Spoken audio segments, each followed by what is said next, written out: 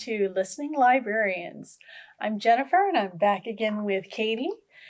For this fall, we thought we would talk about a genre that just seems perfect for fall, and that's the mystery genre. Yes. So what kind of mysteries do you enjoy reading? I read a little bit of everything. Yeah. I know you really like cozies. Yeah, I'm more the cozy type. I do tend to, if I'm reading a mystery, it's usually a little bit more gritty and suspenseful. Yeah. But I do enjoy a cozy every so often. Yeah, and I tend to go towards the cozies more because a lot of them have to do with cooking or baking. Yes. And they're all about the puns, and I'm all about the puns. They do always have fantastic titles. Yeah, they do. Yeah. And they sometimes come with recipes. If you get the print. Yeah. Yeah. Which I never actually try, but I always like to read because, maybe I'll learn something. Yeah. Who knows? Yeah. So for our mysteries this month, what is your first title? Yes. So my first title is called Dance Hall of the Dead, which is a great title. It is by Tony Hillerman. And so this was actually written in the 1970s. Oh, wow. And it is about a Navajo police lieutenant named Joe Leaphorn, and if that name sounds familiar to anyone, it's because AMC picked up all these Tony Hillerman stories about Joe Leaphorn, and they've turned it into a TV show. So the second season just finished. Now, this book has not been represented on the show yet, but I really enjoyed it.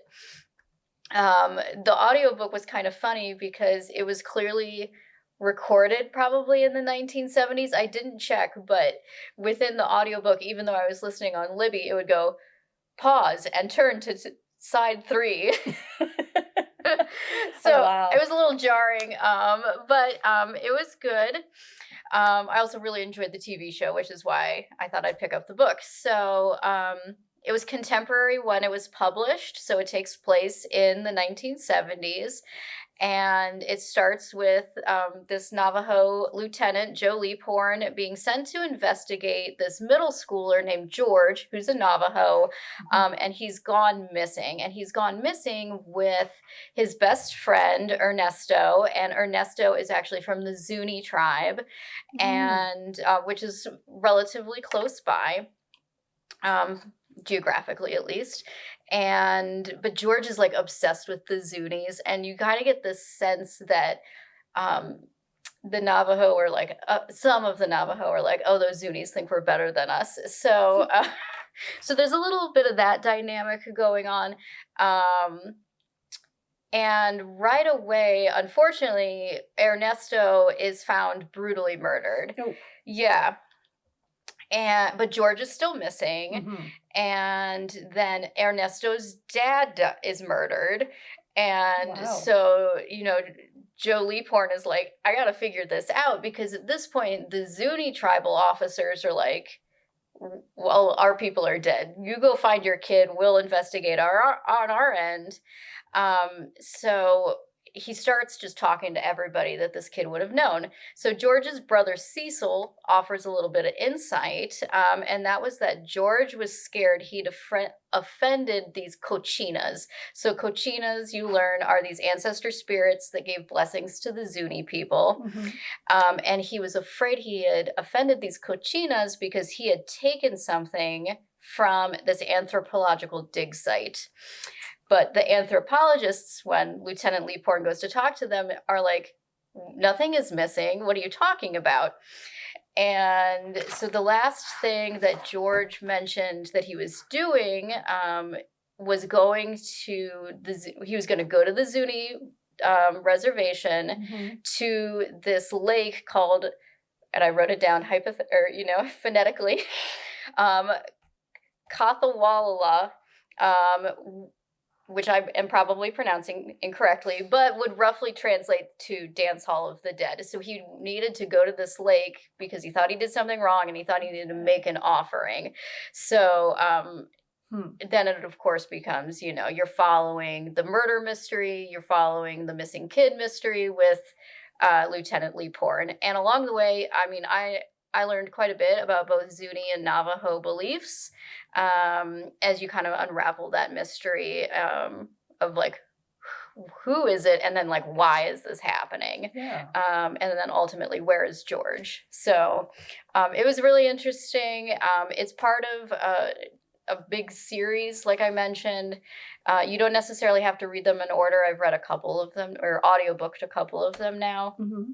And so if you're interested in like Indigenous life, it's not, Tony Hillerman is not an Indigenous author, but he did receive quite a bit of praise from Dene Navajo people when he was in the process of writing these books. So yeah, so he actually did his research and not necessarily this one, but another one that I listened to, like he goes through like, it almost felt like an anthropology book where he's describing exactly what they would do during a ceremony. And I was like, this is really interesting because I'm like a history nerd, but it's not something you would normally see in like a murder mystery book. Yeah. So it was a good time. Cool. Yeah. So what did you read? Okay. Well, my first book is, I'm not really sure if it's a cozy. It's somewhere in between. Okay. Maybe. But it's called Under Lock and Skeleton Key. The author is Gigi Pandian. Okay. It came out in 2022, and I know there's a second book called The Raven Thief that I haven't read. Okay. And I think a third one is coming out. But this features the character Tempest Raj, who comes from a family of magicians. And there's some question as to whether there's a family curse as well, because 5 years ago, her mother disappeared, and this was thought to be part of that curse. And, they go into that a little bit in the book. But, she has had a career as a stage magician, but an accident involving her stage double, a woman by the name of Cassidy, crashes her career. So now she's back home with her father, who is also running a business called Secret Staircase Construction. And it's kind of what you think, you know, people wanting to build clever little nooks or secret staircases in their houses. He's the man to go to. That would be fun. And along with her father there at home is also her Indian, as in South Asian Indian grandfather and Scottish grandmother. So she has a really interesting, diverse family, lots of beautiful stories and talking about good food. So I'm there with that. So she's there. She gets roped into helping out with this new project that the construction company is doing. And that is to convert an empty space in this guy's house into a secret playroom for his son. But, dun dun, dun dun, when they go in and, crash into the wall to open up this space for the secret playroom, what do they find but a body? And not ideal for a child's play space. And the body turns out to be her former stage double. Oh dear. And the interesting twist is this wall has been there for over 100 years. Nothing has been done to it. The wall was intact. A little supernatural feeling. Yeah, there's something a little shady going on. So, things are happening, and Tempest gradually begins to feel like maybe she herself was the intended victim. Okay. And so she needs to look into this. Yeah, and be safe. Yeah. Solve the crime. Clear, because there's question about, is the construction company involved somehow? Is it her? Is it whatever? She's just got to solve it. So that kind of sets you up for the book. And there's a lot going on and interesting pull with the magician's tricks and trades. Fun. This one is almost 10 hours long, and it's read by Sonila Nankani, and I've listened to books narrated by her before, and she's a really interesting narrator to listen to, so I enjoyed that one. Well, my next book is actually a YA book. It had been on my to-be-read list since I think it came out, which was 2022, and that is Queen of the Tiles by Hanna Alkaf. So it is read by Catherine Ho, and it's about 9 hours. And I was really intrigued because it was described as the Queen's Gambit with Scrabble and murder. We open with our main characters, Najwa, and her best friend, Trina Lowe, has died. Now, Trina was this gorgeous influencer powerhouse in the world of competitive Scrabble, which learning about competitive Scrabble as somebody who's like, words are our job, made me feel like I should not have words as my job. And anyway, Trina called herself the Queen of the Tiles. And so she died suddenly about a year ago during a competition, had acted sickly, and then just like fell over into the Scrabble board. Oh, wow. And this is a young woman. So Najwa, like I said, kind of the opposite. So she's very quiet, obviously also very smart. She's in this competitive Scrabble world as well. Devout Muslim. But she had been Trina's best friend. And so she has taken the year off from competing because it was very emotional, losing her best friend, like right in front of her almost. But she's back because she wants to like be like, I need to do this for Trina. Mm-hmm. And some people are like, oh, I bet Najwa is going to be the next Queen of the Tiles. And she's like, that's not like why I'm here. I just want to compete. So that's kind of how you go into the story. Well, Najwa was just set, like, I just want to play these games. It's kind of cathartic for her. There's a documentary that's being made about Trina at the same time. And she's just like, oh, it's like just people who like are pretending like they were friends. All this is going on. And then all of a sudden, Trina's Instagram account starts posting Scrabble boards that say things like regicide when she was the Queen of the Tiles. So what does that mean? And like, so Najwa is now like caught up and you know, Instagram is like public. So all of these competitors are like, what's happening? So she's caught up with like, who is on Trina's Instagram account? Because this girl is deceased. And then is there something more to Trina's death that even the police didn't figure out? So the first clue is regicide, and then there's all of these other clues that start coming through, all played out on like a Scrabble board or on the Scrabble, you know, like the little bench that the tiles sit on.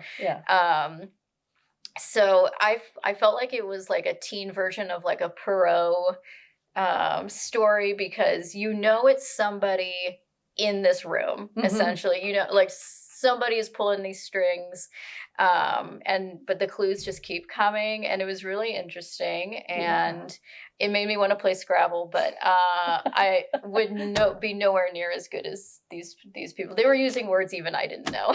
And hopefully nowhere near as deadly either. Right, yeah. Yes, if you play Scrabble with me, please don't murder me.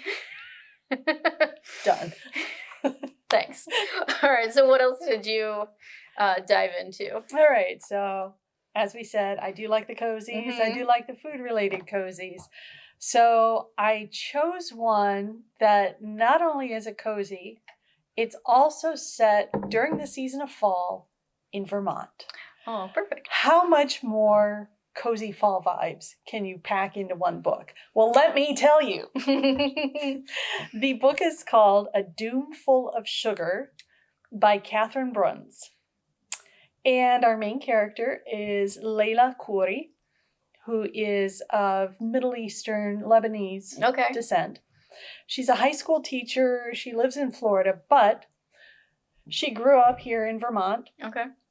Her parents have a family business in the town of Sugar Ridge, and the business is a maple syrup farm / cafe / gift shop.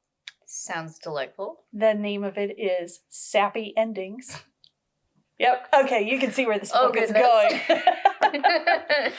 Anyway, so she comes back because her father has been found dead in his office. And it looks like it was a robbery gone wrong. Okay. So she comes back She's helping out her mom. Her mom still sometimes works at the cafe baking things, but she's kind of pulled back. And Layla finds out that her father has left the farm and the business to her in his will. She only has to run it for 1 year before she can sell it, but she has to at least do that much. Her brother, Simon, who is a journalist, often butted heads with their dad, and he becomes a suspect in his father's death. Okay. So, of course, Layla gets involved because, she doesn't think Simon did it, but she has to figure out what exactly happened. She thinks it might have been this new employee, Noah Rivers, who offered to buy the farm. Okay. So it's, your typical, we've got some suspects, we have to figure out who it was, resolve these things. But the reason I chose this one over a host of I don't know how many hundreds of cozies there might possibly be, was because when I was going through and looking at the summaries of the books, this one stood out to me this is the latter part of the description. Layla will have to investigate herself if she wants answers about her father's sticky end. But the more she learns, the more she worries that there won't be a sappy ending to the story. Yeah, that was kind of what I thought. I'm like, okay, I'm in. just show me right in.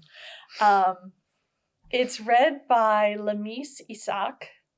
It's almost 8 hours long. And yes, it's loaded with lots of sweet puns. I also especially like that one of the kind of way off to the side characters is a town librarian whose name is, you'll love this, Paige Turner. Oh, gosh. I know, it's so bad. I have to love it. Oh. Yeah.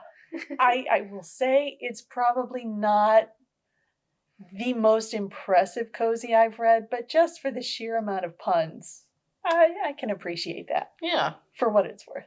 I do enjoy a good pun. Yes. And I do enjoy maple syrup, so this might make you hungry. As many cozies will. Yeah. Yeah. I know, especially Lebanese food. I know. There wasn't nearly enough of that. There was some in it. Okay. I'm like, come on, I need some more of that to offset the sweetness of all the maple stuff. But maybe in future books. I think this is going to be a series, but this is just one. This came out in 2022.